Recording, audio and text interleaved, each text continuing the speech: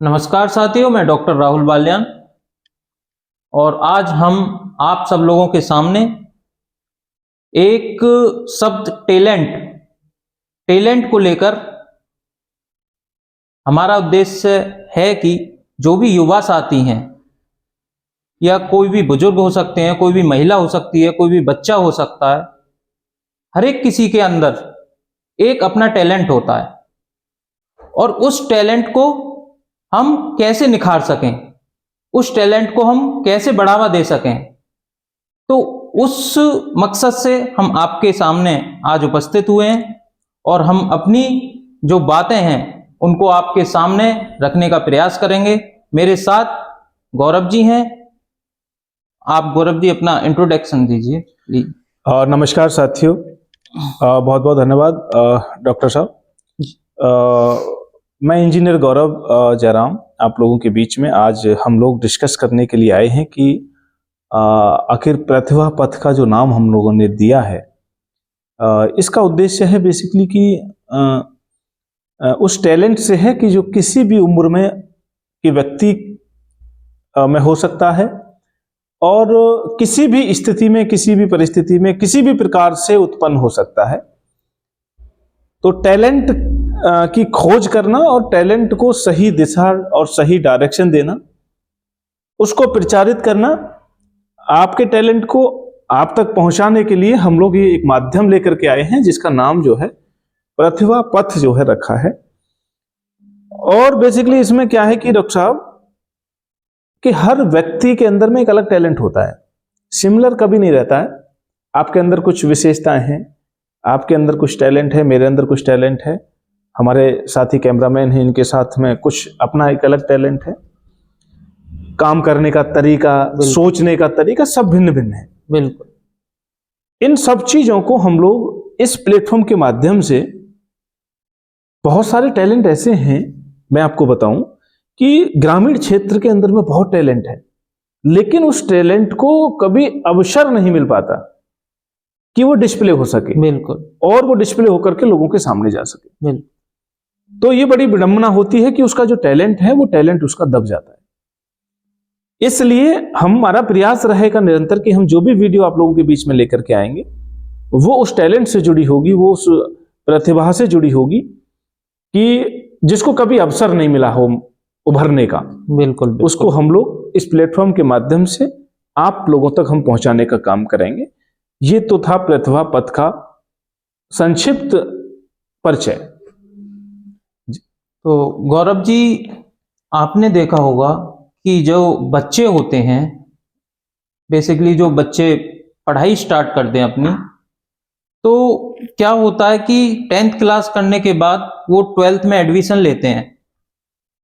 तो आपने भी पढ़ाई की है, हमने भी पढ़ाई की है, तो जो एजुकेशन के लेवल हैं वो वहीं से डाइवर्ट हो जाते हैं। 10th के बाद ही देखा होगा आपने कि किसी बच्चे को साइंस साइड लेनी है, किसी को आर्ट साइड लेनी है, या किसी को बायो लेनी है या मैथ लेनी है, तो आपने देखा होगा वहां से डिवीजन स्टार्ट हो जाता है।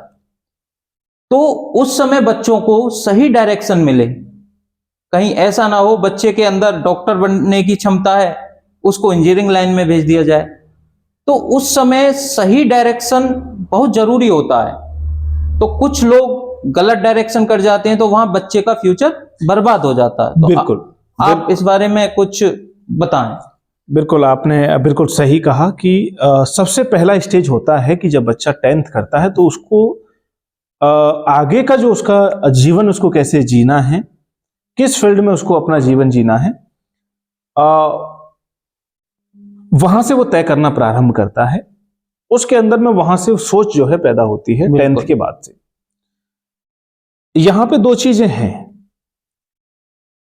कि जर्नली क्या होता है कि ऐसा देखा गया है कि 10% ही बच्चे ऐसे होते हैं कि जो अपने विवेक से ये डिसीजन लेते हैं कि भाई मुझे डॉक्टर बनना है, मुझे इंजीनियर बनना है, या मुझे वकील बनना है, या मुझे कोई बड़ा अधिकारी बनना है। वो सोच 10% बच्चों के अंदर जो है बिल्कुल आती है।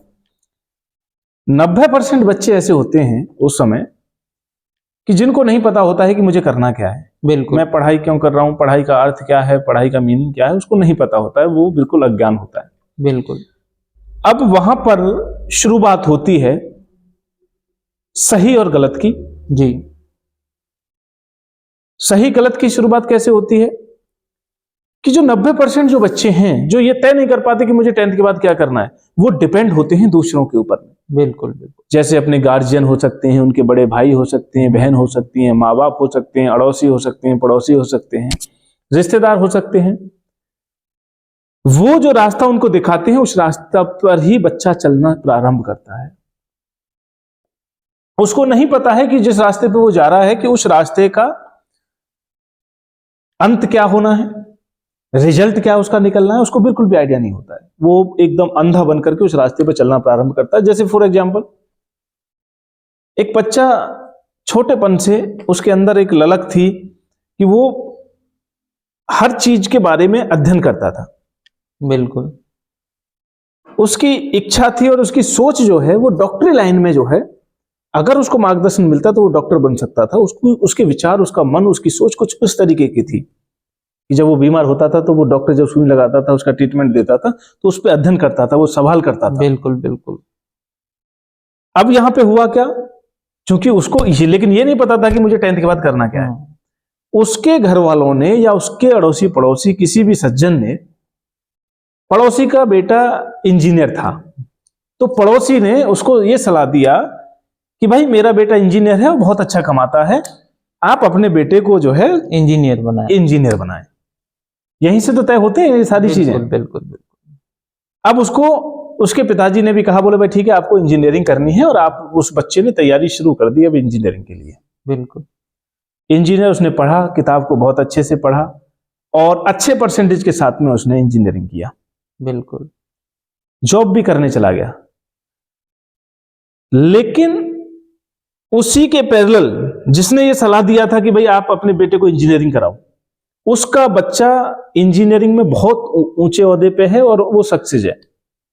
और ये बच्चा, इसने भी वही पढ़ाई करी लेकिन ये उतना सक्सेस नहीं है, उतनी इसको खुशी नहीं मिलती उस काम को करने के अंदर में जितनी उसको मिलती है। बिल्कुल कारण क्या है कि वो जो उसका बच्चा था, उसका टैलेंट था, उसकी इच्छा थी कि मैं इंजीनियर बनूं, वो अपनी मर्जी से इंजीनियर बनाए और इसको इंजीनियर जबरदस्ती बनाया गया है। बिल्कुल तो दोनों सेम पोजीशन पे होने के बावजूद भी उनमें जमीन आसमान के अंतर नजर आते हैं। ऐसे सैकड़ों उदाहरण जो है आप देख सकते हैं।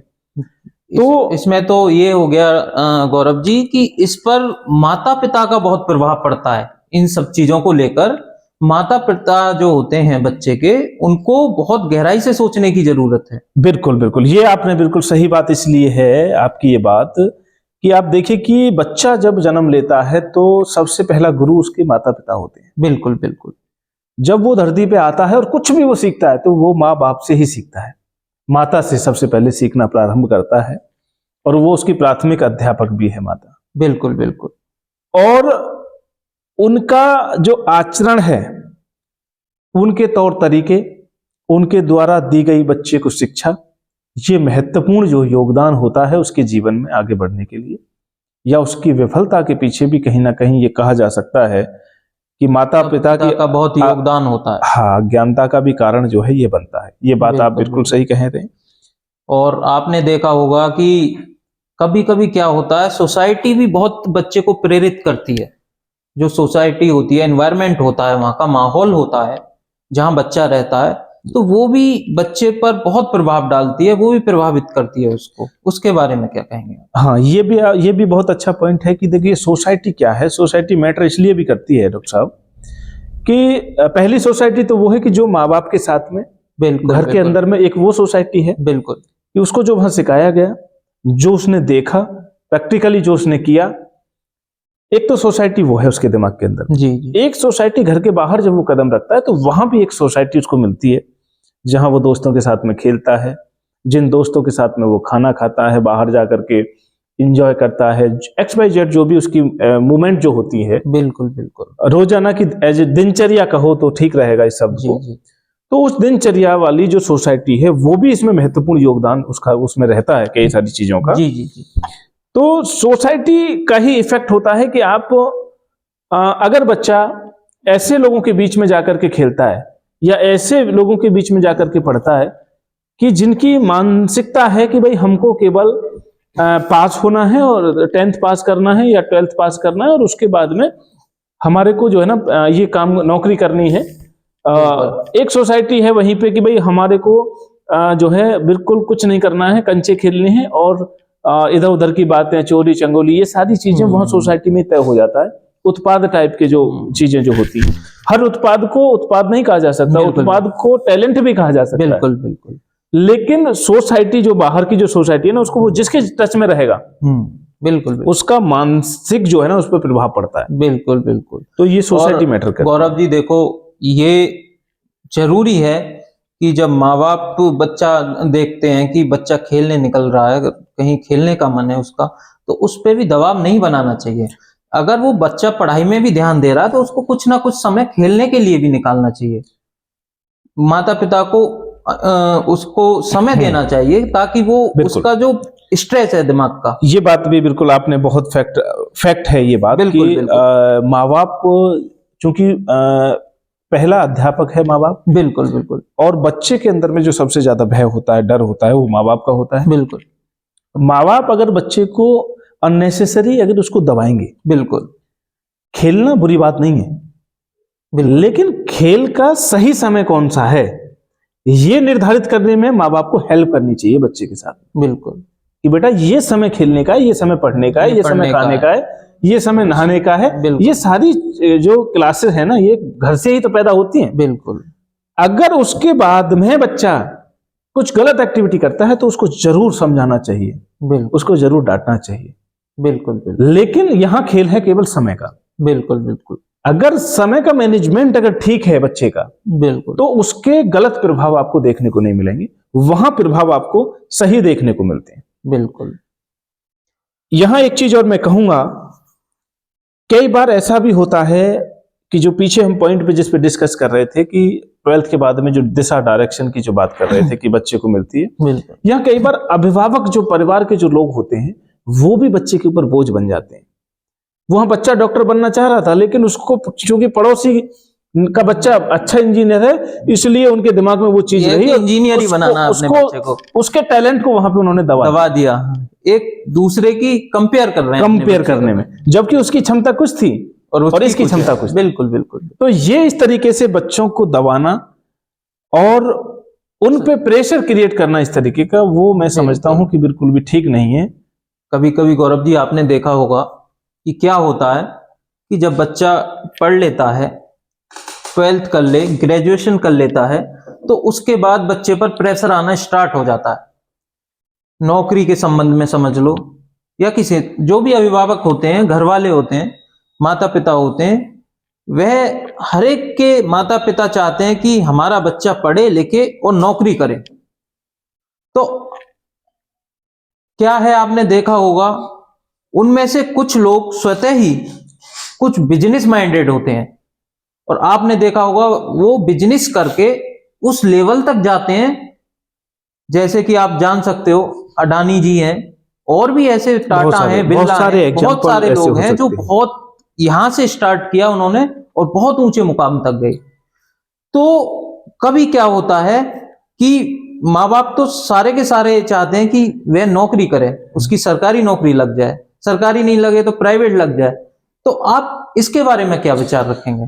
यहाँ भी मैं ये कहूंगा डॉक्टर साहब कि देखिए बच्चे का जो टैलेंट है जी, जब नौकरी की बात आती है तो मैं समझता हूं कि हम बच्चे के बारे में ये समझ लेते हैं कि इसका टैलेंट क्या कहता है, इसकी डायरेक्शन कौन सी है, ये क्या करना चाहता है। बिल्कुल, ये बाखूबी हमें पता चल जाता है जी।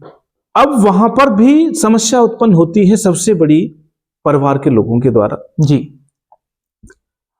उसको जबरन नौकरी के लिए जी प्रेरित करना, जी, उस पर दबाव बनाना कि भाई आपको सरकारी ही नौकरी करनी है। बिल्कुल, ये अक्सर देखा जाता है कि लोग सरकारी नौकरी के लिए ज्यादा दबाव बनाने का प्रयास करते हैं, जो कि बिल्कुल गलत है। मैं बिल्कुल इसको सही नहीं मानता हूं, बिल्कुल, क्योंकि सरकारी ही नौकरी ही हर कुछ नहीं है। जी जी। अगर सरकारी नौकरी के लिए अडानी जी को आप देख लीजिएगा, अंबानी जी को आप देख लीजिएगा, ये जितने भी बड़े उद्योगपति बने हैं इनका आप हिस्ट्री देखिएगा, ये कहां से ये पहले इनके माँ बाप और बड़े जो इनके उनके जो दादा हैं वो कभी बिजनेसमैन नहीं थे, नहीं थे।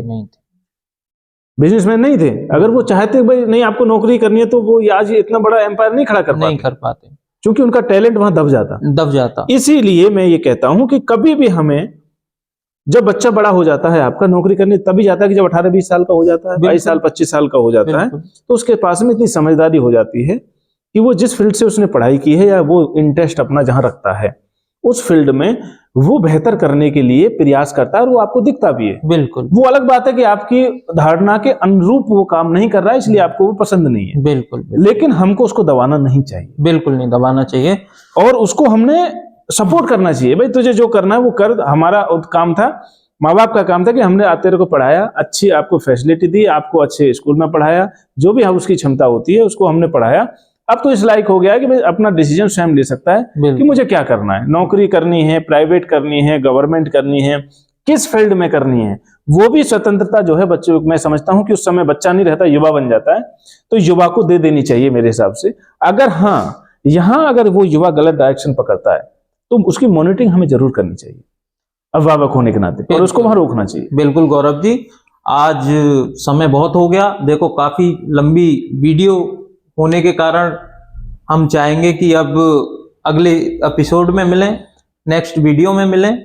बहुत बहुत बढ़िया आपने आज हमारा, कुछ आपको कहना है थोड़ा, आप थोड़ा और विषय रखें और फिर हम दर्शकों से विदा लेने का समय आ गया है। बहुत सुंदर, आज अभी हमने कई सारे बिंदुओं पर चर्चा की है और आज से इसकी शुरुआत हुई है डॉक्टर साहब। मैं समझता हूं कि इसका अंत भी अच्छा होगा और ये बहुत लंबे समय तक हम लोगों को जोड़ पाएंगे और लोगों की जो टैलेंट है उसको हम निखारने का प्रयास करेंगे।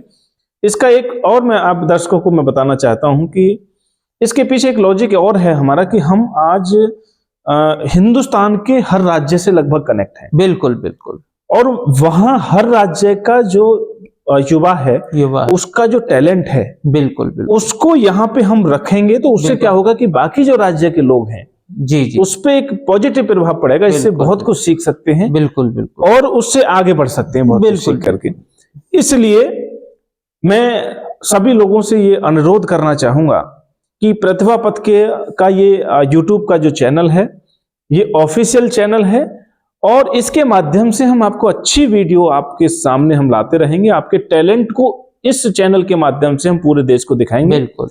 और इसी के साथ साथ हम लोग सोशल मीडिया के ऊपर में सारे प्लेटफॉर्म पे इसी के नाम से, प्रतिभा पथ के नाम से हम लोग उपस्थित रहेंगे। बिल्कुल। जहां से आपकी आवश्यकताओं की हम लोग पूर्ति भी करेंगे। आपके कोई क्वेश्चन हैं, आपकी कोई समस्याएं हैं, आप कुछ जानकारी लेना चाहते हैं, वो सारी की सारी हम आपको उपलब्ध कराएंगे इस चैनल के माध्यम से। इसलिए मैं चाहता हूं कि आप इसको चैनल को लाइक भी करें और सब्सक्राइब भी करें ज्यादा से ज्यादा संख्या में। हाँ, जिससे कि हम आप हमारी बात आप तक आसानी से पहुंचती रहे। और आपका फीडबैक भी मैं समझता हूं कि हमें कमेंट बॉक्स के माध्यम में, आप कमेंट के माध्यम से कमेंट बॉक्स में आप हमको देते रहिएगा, जिससे हम नेक्स्ट वीडियो आपको क्या चाहिए, किस टॉपिक पे चाहिए, बिल्कुल वो आपके सजेशन के आधार पे भी हम लोग देते रहेंगे समय समय पर। तो बहुत बहुत धन्यवाद। मेरा सभी को पुनः नमस्कार। मैं गौरव जयराम आपसे विदा लेता हूँ। बहुत बहुत नमस्कार।